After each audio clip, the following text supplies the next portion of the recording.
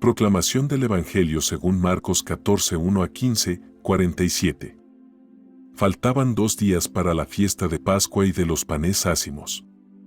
Los sumos sacerdotes y los escribas andaban buscando una manera de apresar a Jesús a traición y darle muerte, pero decían, no durante las fiestas, porque el pueblo podría amotinarse. Estando Jesús sentado a la mesa, en casa de Simón el leproso, en Betania, llegó una mujer con un frasco de perfume muy caro, de nardo puro, quebró el frasco y derramó el perfume en la cabeza de Jesús. Algunos comentaron indignados, ¿a qué viene este derroche de perfume? Podía haberse vendido por más de 300 denarios para dárselos a los pobres.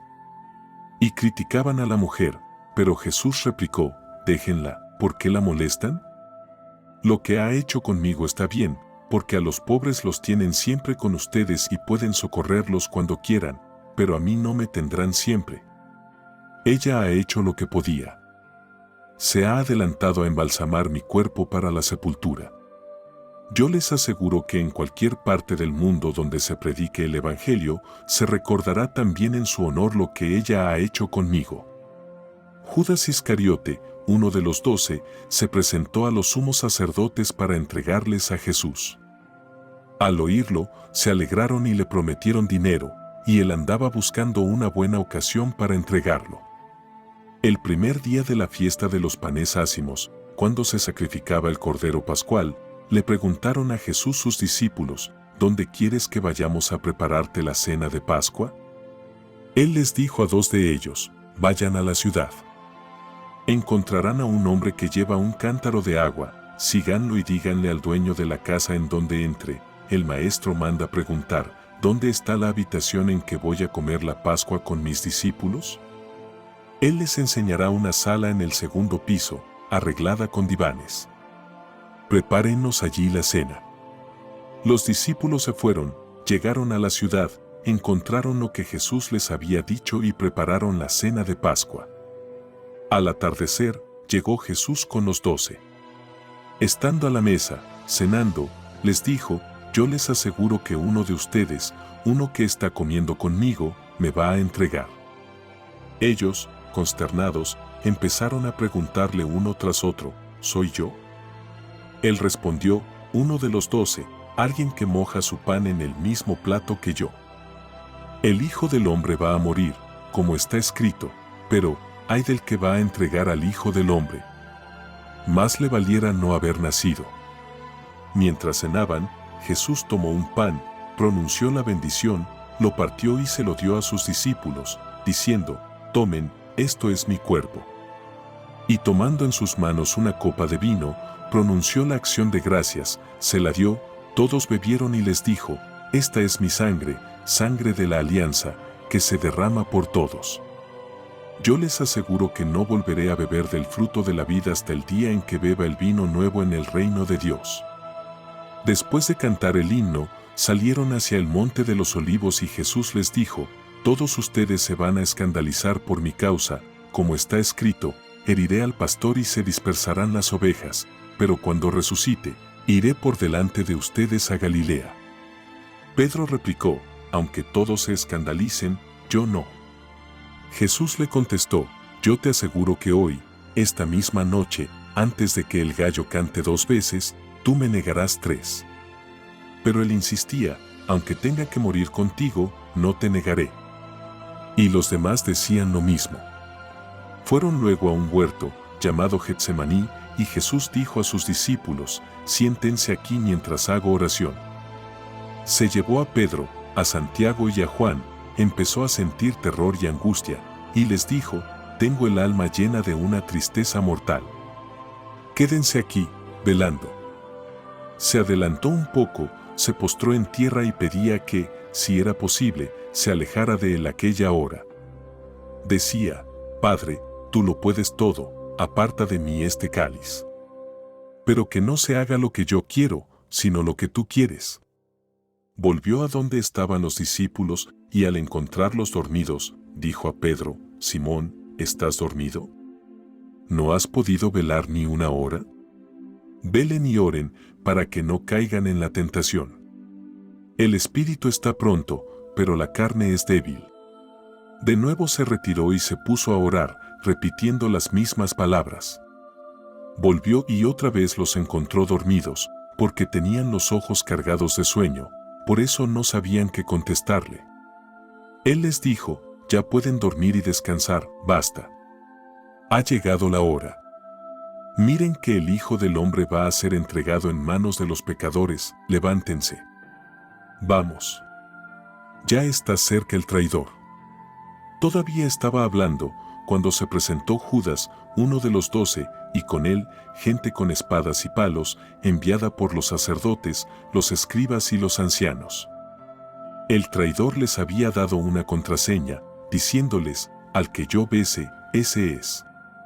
Deténganlo y llévenselo bien sujeto. Llegó, se acercó y le dijo: Maestro. Y lo besó. Ellos le echaron mano y lo apresaron. Pero uno de los presentes desenvainó la espada y de un golpe le cortó la oreja a un criado del sumo sacerdote. Jesús tomó la palabra y les dijo: ¿salieron ustedes a apresarme con espadas y palos, como si se tratara de un bandido? Todos los días he estado entre ustedes, enseñando en el templo y no me han apresado. Pero así tenía que ser para que se cumplieran las Escrituras. Todos lo abandonaron y huyeron. Lo iba siguiendo un muchacho, envuelto nada más con una sábana, y lo detuvieron, pero él soltó la sábana y se les escapó desnudo.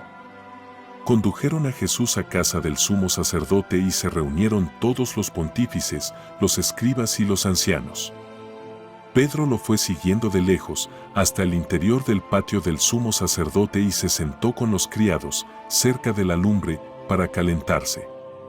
Los sumos sacerdotes y el Sanedrín en pleno buscaban una acusación contra Jesús para condenarlo a muerte y no la encontraban. Pues, aunque muchos presentaban falsas acusaciones contra él, los testimonios no concordaban. Hubo unos que se pusieron de pie y dijeron: nosotros lo hemos oído decir: yo destruiré este templo, edificado por hombres, y en 3 días construiré otro, no edificado por hombres. Pero ni aun en esto concordaba su testimonio. Entonces el sumo sacerdote se puso de pie y le preguntó a Jesús: ¿no tienes nada que responder a todas esas acusaciones? Pero él no le respondió nada. El sumo sacerdote le volvió a preguntar: ¿eres tú el Mesías, el Hijo de Dios bendito? Jesús contestó: sí lo soy. Y un día verán cómo el Hijo del Hombre está sentado a la derecha del Todopoderoso y cómo viene entre las nubes del cielo. El sumo sacerdote se rasgó las vestiduras exclamando: ¿qué falta hacen ya más testigos? Ustedes mismos han oído la blasfemia, ¿qué les parece? Y todos lo declararon reo de muerte. Algunos se pusieron a escupirle y tapándole la cara, lo abofeteaban y le decían: adivina quién fue, y los criados también le daban de bofetadas. Mientras tanto, Pedro estaba abajo, en el patio. Llegó una criada del sumo sacerdote, y al ver a Pedro calentándose, lo miró fijamente y le dijo: tú también andabas con Jesús Nazareno. Él lo negó, diciendo: ni sé ni entiendo lo que quieres decir. Salió afuera hacia el zaguán, y un gallo cantó. La criada, al verlo, se puso de nuevo a decir a los presentes: ese es uno de ellos. Pero él lo volvió a negar. Al poco rato, también los presentes dijeron a Pedro: claro que eres uno de ellos, pues eres Galileo. Pero él se puso a echar maldiciones y a jurar: no conozco a ese hombre del que hablan. Enseguida cantó el gallo por segunda vez. Pedro se acordó entonces de las palabras que le había dicho Jesús: antes de que el gallo cante 2 veces, tú me habrás negado 3, y rompió a llorar. Luego que amaneció, se reunieron los sumos sacerdotes con los ancianos, los escribas y el Sanedrín en pleno, para deliberar. Ataron a Jesús, se lo llevaron y lo entregaron a Pilato.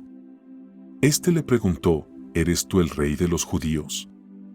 Él respondió: sí lo soy. Los sumos sacerdotes lo acusaban de muchas cosas. Pilato le preguntó de nuevo: ¿no contestas nada? Mira de cuántas cosas te acusan. Jesús ya no le contestó nada, de modo que Pilato estaba muy extrañado.